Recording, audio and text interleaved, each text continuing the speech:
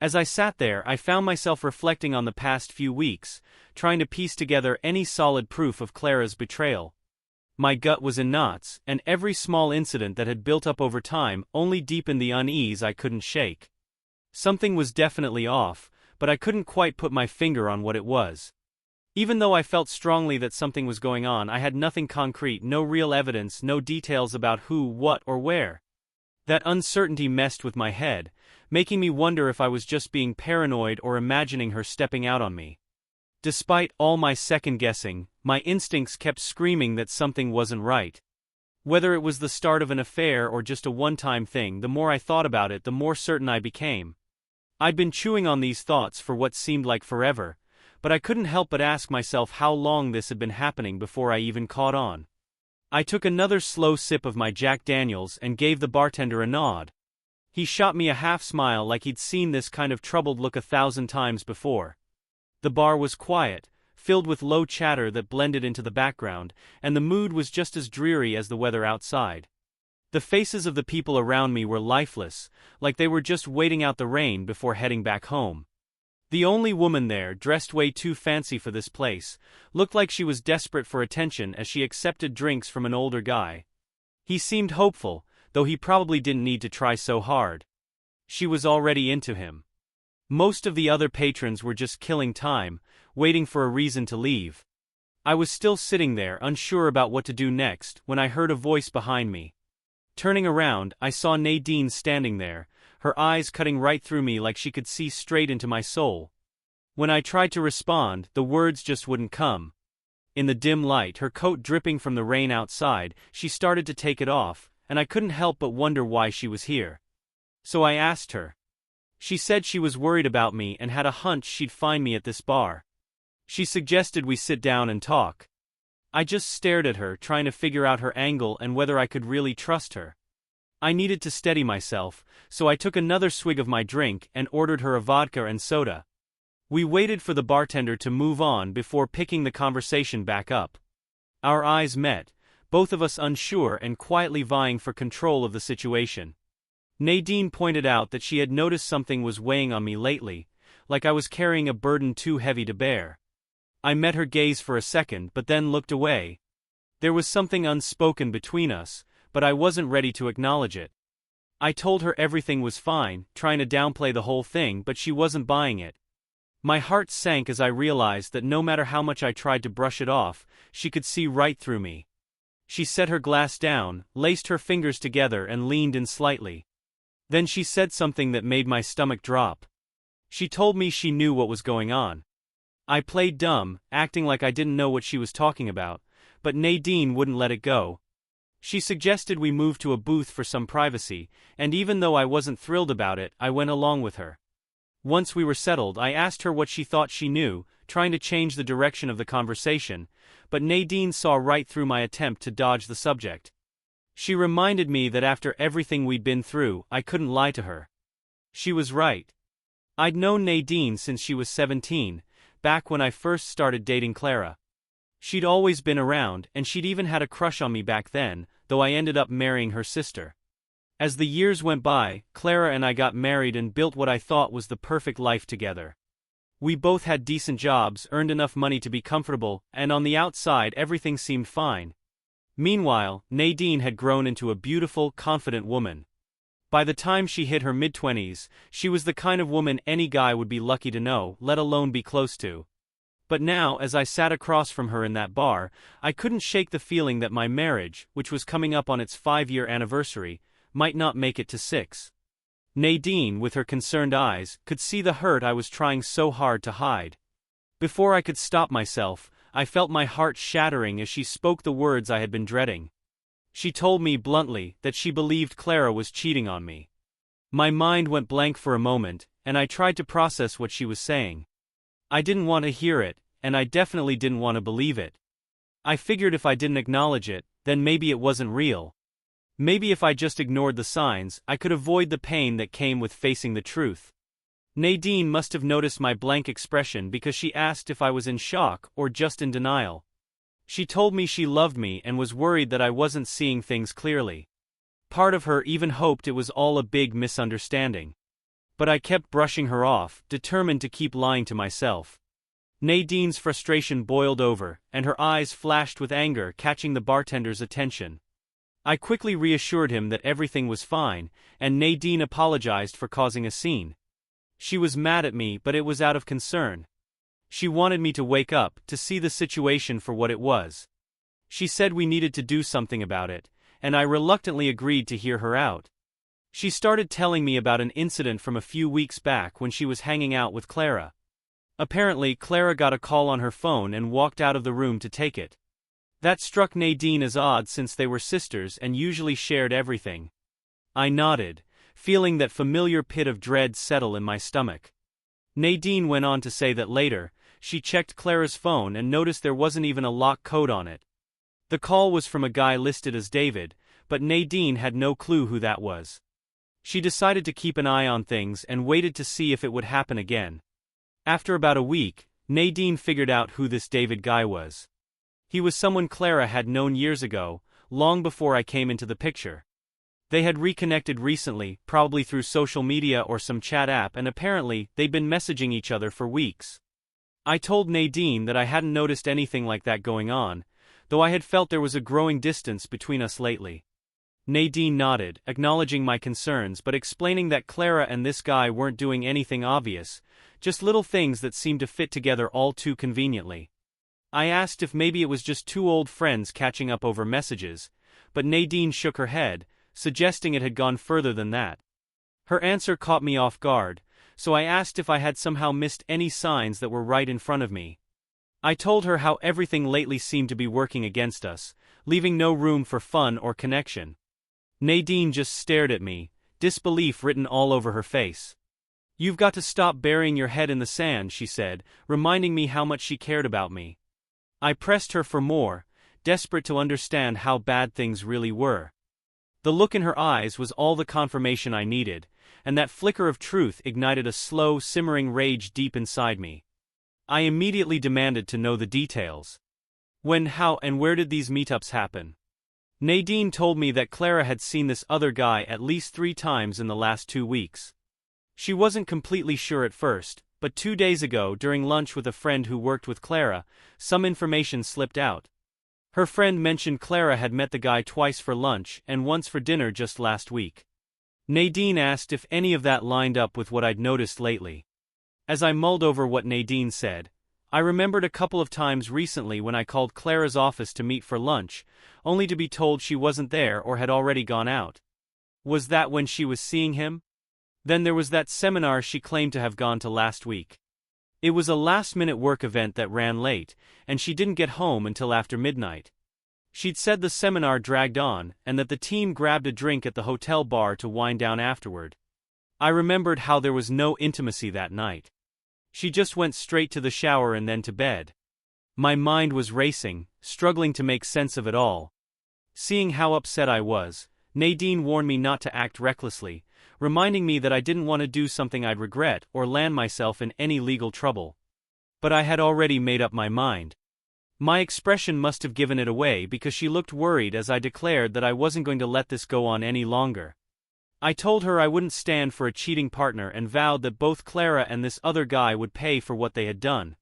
Nadine urged me to slow down and not act impulsively without a clear plan. Oddly, her calm voice helped me rein in the anger, solidifying what I already knew deep down. My suspicions were real. I asked if she had any idea where Clara was at that moment, and Nadine said she was probably with him. That's why she had come to find me. That answer made my blood boil, and I slammed my fist on the table, drawing stares from the other bar patrons. I signaled the bartender and turned back to Nadine. "Do you know where they are right now?" I asked, my voice thick with anger. She didn't know the exact location, but said she'd talk to Clara tomorrow to gather more information. Apparently the guy was married and had kids, though Nadine wasn't sure where he lived. She promised to find out more to help me. I reached across the table and grabbed her hand, squeezing it tightly as I wiped away a tear from her cheek. "Thank you," I whispered, appreciating her support despite the awkwardness of the situation. Nadine looked at me with concern, asking what I planned to do next. I reassured her that I wouldn't act on impulse, at least not yet, but I was determined to put an end to it. I told her there would be no forgiveness for either of them, and that I would make sure they paid for their betrayal. In the meantime, I needed to protect what was mine and start gathering proof. As I downed the last of my Jack, I motioned for the bartender and left him a tip.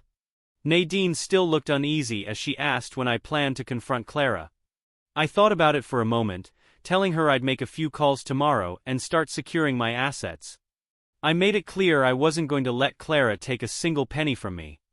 Nadine pointed out how hard it must be living with her while knowing what was happening, and I admitted that the past few had been hell. If Clara hadn't picked up on my distance by now, she probably never would. Nadine stood to leave, saying we should talk again tomorrow. I agreed, and she promised to dig up more details for me. As she slipped on her coat, I helped her, and for a moment, standing so close to her, she looked so much like Clara. Tears welled up in her eyes as she gazed up at me, and I kissed her gently on the cheek, assuring her that I'd be all right. She smiled softly before disappearing into the rainy night. I sat back down, taking a deep breath as I began to plot my next move. One thing was certain.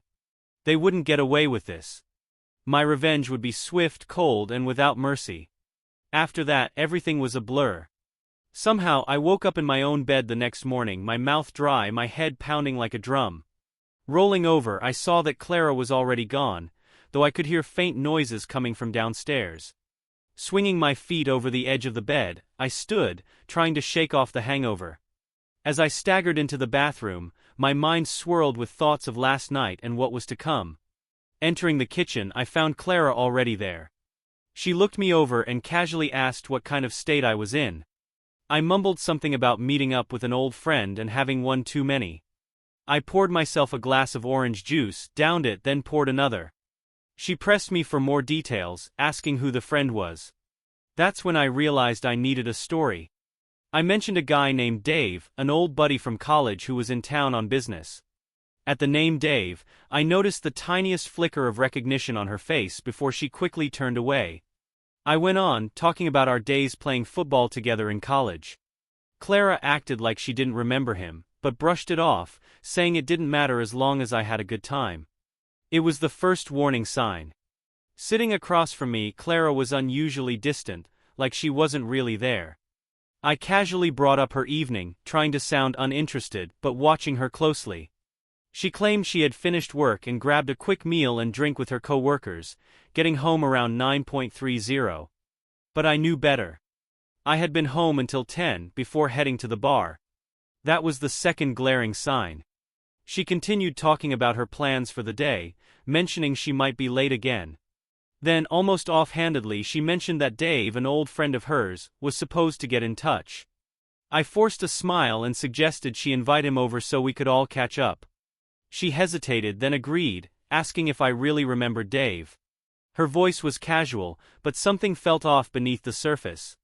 I reassured her I was fine and that I could handle things myself. My mind was already racing, forming the next steps of my plan. After finishing my juice, I popped a couple of painkillers and told her I needed to get ready for the day.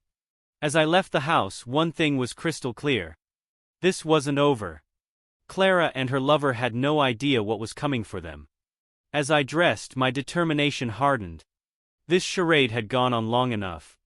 The thought of her being with Dave stoked a fire of rage inside me, and with each passing minute my need for revenge intensified. My anger toward him, a man I barely knew, grew stronger by the second. The workday was a blur of chaos. Constant phone calls, urgent meetings, and issues that refused to let up. My secretary managed some of the calls, but there was no avoiding the important ones. Despite the hectic schedule, the tension inside me kept building, fueled by a burning desire for payback. By mid-morning, the rush finally eased, leaving me with a few minutes to handle my own matters. I shut my office door and got to work on my finances. Within 15 minutes, I'd secured everything, moving funds out of reach, tightening control over our joint account. I even scheduled a meeting with a solicitor to discuss the logistics of divorce. Though I had a few more days to gather solid evidence, I doubted it would even matter in the end. Clara had her own accounts, but the joint one was my main concern, and now it was safely locked down. my personal accounts were secure, and with no kids in the picture, the divorce would be straightforward if it came to that. I realized the only way forward was if Clara admitted to her wrongdoing and begged for forgiveness. If she hesitated even a little, we were done. The weight of that thought settled on me like a heavy stone. It saddened me, but there was no turning back now. I sat quietly at my desk, reflecting on everything that had happened, everything I had done so far. I needed more information about Dave, more proof. Or maybe just knowing the truth was enough to bring them down. My phone buzzed, interrupting my thoughts. It was Nadine. I told her I was tied up with some plans but had already taken steps to protect myself. She filled me in on more details about Dave Clark, including the fact that he was married. She had his home address and workplace, thanks to a friend who had spotted him with Clara. According to Nadine, things between them were escalating, even though they were trying to keep it quiet.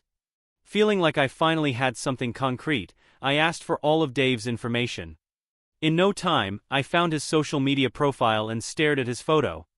His face triggered a faint, unsettling memory, one that I couldn't quite place. I decided to stir the pot a little, so I called Clara around lunchtime. During the conversation, she mentioned she had a meeting with a client named Mr. Clark. The casual mention of his name felt like a slap in the face, a twisted taunt. I bit back my emotions, keeping the conversation light, though inside I was seething. Strike three, I thought, making up my mind that swift, ruthless action was the only way forward. After hanging up, I sat there for a moment, gripping the edge of my desk, teeth clenched in anger. I promised to see her later, barely able to stomach her saying, "I love you." My secretary walked in, offering to grab lunch from the deli down the street. I barely looked up but told her to bring me something rich in red meat, something I could tear into. She gave me a curious glance but didn't press further, closing the door behind her. She'd noticed my strange behavior all morning, sensing that something was simmering just below the surface. Meanwhile, Nadine was doing her own bit of recon. She dropped by Clara's office and saw her stepping out of the elevator with a tall, dark-haired man, none other than Dave Clark. Nadine confronted Clara on the spot, casually asking Dave how long he'd known her. Dave, clearly caught off guard, stammered as Clara quickly pulled him aside, claiming they had a meeting to get to. They hurried outside and got into a waiting cab, but not before Clara shot a nervous glance back at Nadine. Back at my office, I chewed slowly on a massive sub, savoring each bite of red meat as I mulled over my next move. Nadine called to confirm that Clara had left the office, and a quick check with her secretary revealed that she wouldn't be back for the rest of the afternoon. My finances were locked down tight and I had a locksmith on standby, ready to change the locks at a moment's notice. My lawyer was also prepped, just waiting on the final details from me. Tonight would be the first step in my plan. I wasn't going to tip my hand right away. I wanted to mess with them a bit before making my final move. My dad always said, never let him see you coming, just go straight for the kill. Maybe I'd forgotten that for a while, but it was about to change. That evening, Clara walked through the door looking like her usual self, as if nothing had changed. Everything seemed normal, until I caught the faint scent of men's cologne clinging to her clothes. As I leaned in to kiss her, she noticed my hesitation. Without a word, I gave her a light peck on the cheek and headed for the door. She called after me, asking if everything was okay and what my plans were. I reassured her I was fine but mentioned I had a poker game with some colleagues from work, hoping it would be enough to keep her off my back. Once I was out the door, I got in my car, grinding my teeth as I pulled out of the driveway. I headed to Dan's place, my mind swirling with everything I had planned. Dan was a longtime friend, the kind of guy you could count on no matter what. He had a rough history with the law and plenty of combat training, which made him the perfect partner for what I had in mind. He didn't hesitate when I called him earlier, no questions, just loyalty. Exactly what I needed right now. When I arrived at his place, we went straight to his garage. There I changed into dark overalls and pulled on a ski mask. We looked like a couple of mime artists, dead silent as we got into an old beat-up car Dan had picked up a while back, the kind of car nobody would look twice at. We drove across town, heading for the address Nadine had given me. No need for words, we'd already gone over the plan. Dan parked the car outside Dave Clark's house and we waited in silence. The house was dark save for a single light inside. Eventually the front door opened and Dave stepped out. He got into his car and drove away. We followed at a safe distance, no need to rush. We knew where he was going. At the driving range, we parked in the shadows and waited. The car park gradually emptied, leaving only a few vehicles behind. My anger boiled beneath the surface, making it hard to sit still. Every part of me wanted to storm in there and confront him, but I knew it wasn't time yet. So we waited. As Dave made his way back to his car, Dan slipped out of our vehicle and approached him with practiced stealth. Once the job was done, I quietly drove us out of the parking lot, doing my best not to attract any attention. Dan, removing his gloves and mask, commented on how smoothly everything had gone. I thanked him sincerely, expressing how much I appreciated his help. Dan shrugged it off, saying he still owed me and could never fully repay me for what I'd done for him in the past. I reminded him that we were friends and friends have each other's backs. At least, I added, his hands were clean and there were no security cameras in the car park to worry about. Satisfied with the night's work, we decided to head back. Dan suggested we join the others for a poker game, as the guys were probably already at his place by now. We spent the next 4 hours playing cards, the atmosphere light and supportive. The guys knew something was going on with me, and offered the kind of understanding that boosted my confidence for what was coming next with Clara.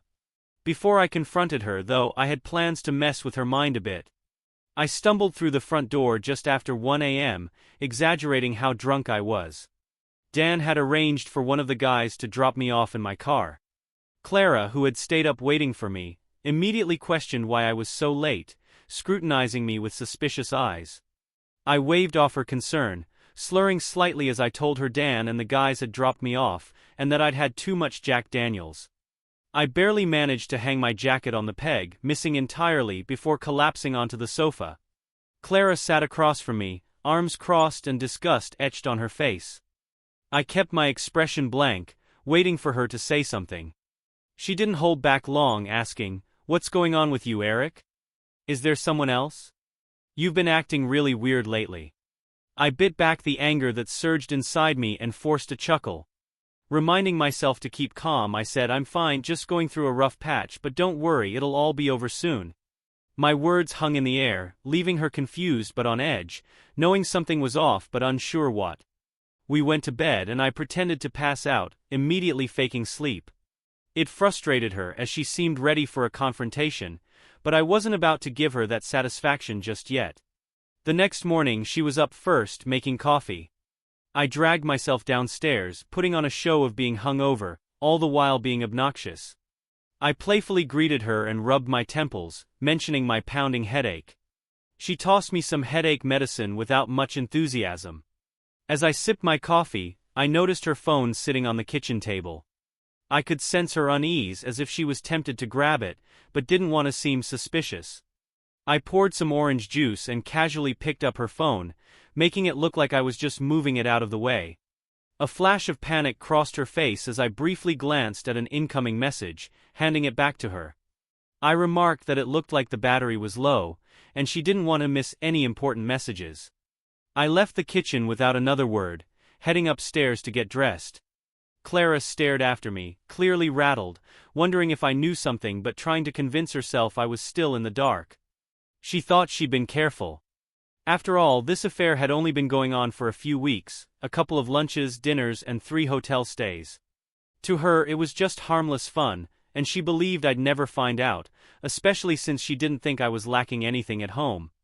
As I rushed downstairs, I avoided Clara's attempt at a more intimate goodbye, slipping out the door with a quick wave and a forced smile. I headed to work, eager to set more of my plan in motion. Around 11 a.m., I sent Clara a text for fun, saying I was sorry for being distant lately, and that I had a lot on my mind but promised her everything would be sorted out soon. I leaned back, waiting to see how she would respond. Later that day, Nadine dropped by my office, her face full of concern. She asked me what had happened, particularly regarding Dave. I played dumb at first, prompting her to reveal more. That morning, someone at the golf club had found Dave Clark in the trunk of his car, badly beaten. Clara had confided in Nadine, clearly shaken by the news. Nadine asked me point-blank if I was involved.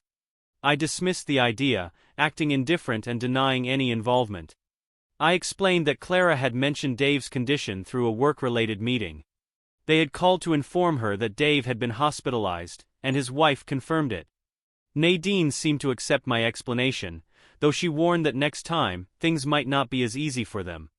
When she asked what I meant by that, I just smiled and said, accidents happen in the strangest places. That evening when I got home, Clara was gone, and her car wasn't in the driveway. Feeling annoyed, I called her, cheerfully asking where she was. She told me she was at the hospital visiting a friend, and assured me she wouldn't be long. I wished her friend a speedy recovery, and hung up before she could respond. About half an hour later, Clara walked through the door, looking exhausted. I casually inquired about her friend's condition, hoping it wasn't anything too serious. Clara hesitated for a moment, then said it wasn't anything major, just a minor accident, and her friend would be home soon. Her voice sounded shaky, like she was trying to hold it together, but I could tell something had rattled her. I offered to make coffee, and Clara, looking a little more relaxed, thanked me. As we sipped our drinks, she casually mentioned that one of her company's reps had been attacked recently. Feigning surprise, I asked her for more details. She explained that Dave had been assaulted and left in his car overnight, but reassured me he wasn't seriously hurt. She suggested the attackers only meant to scare him, as nothing was stolen. I could barely keep a straight face, knowing full well how my earlier denial of even knowing Dave might have made the situation more complicated. Clara seemed to catch my skepticism, her face tightening as she realized she might have said too much. Quickly she tried to change the subject, but it was too late. I had already connected the dots. She hurriedly left the room, probably to make a phone call. I knew I needed to move fast now. Things were escalating and it was time to act. Calling out to Clara, I told her I needed to step out for a bit and wouldn't be long. Without waiting for her reply, I got in my car and drove straight to Dave Clark's house. I knocked on the door and a petite dark-haired woman answered. I introduced myself as Eric Turner and told her that my wife, Clara, had been having an affair with her husband. Her face immediately turned pale, and though she was clearly rattled, she invited me inside. Sitting in the living room, I laid it all out for her. I apologized for bringing bad news, but I thought she had the right to know. I also informed her that Dave was currently in the hospital. She broke down, confirming what she had suspected for a while. She said she had known Dave was cheating again but hadn't had any solid proof until now. She was fed up with his lies and told me she was going to divorce him, no questions asked. She wasn't sure how long the affair with Clara had been going on, but had no doubt in her mind that Clara was involved. When I asked her about the recent attack on Dave, she admitted she had no idea who could have done it. I clarified that I had nothing to do with it but truthfully, wasn't sorry it happened either. We speculated about whether Dave might have gotten himself mixed up with someone else's wife. Her bitter reply, "Nothing surprises me anymore," said it all. She explained that they had moved back to the area because of Dave's past infidelities, but it was clear he hadn't changed. Before I left, I gave her the contact information for my locksmith and solicitor, figuring she'd need them soon. As I drove home, my mind was laser-focused on what needed to be done next. The anger I felt was sharp and controlled, fueling my need for thorough, satisfying revenge. The end of my marriage weighed heavily on me, but there was no turning back now. Clara had betrayed me, and there would be no forgiveness. The only comfort I had was knowing that the pain she caused me would come back to haunt her. When I pulled into the driveway, I saw Clara's car parked in its usual spot. As I tapped the hood absent-mindedly, I realized this might be the last time I'd walk through this door as a married man.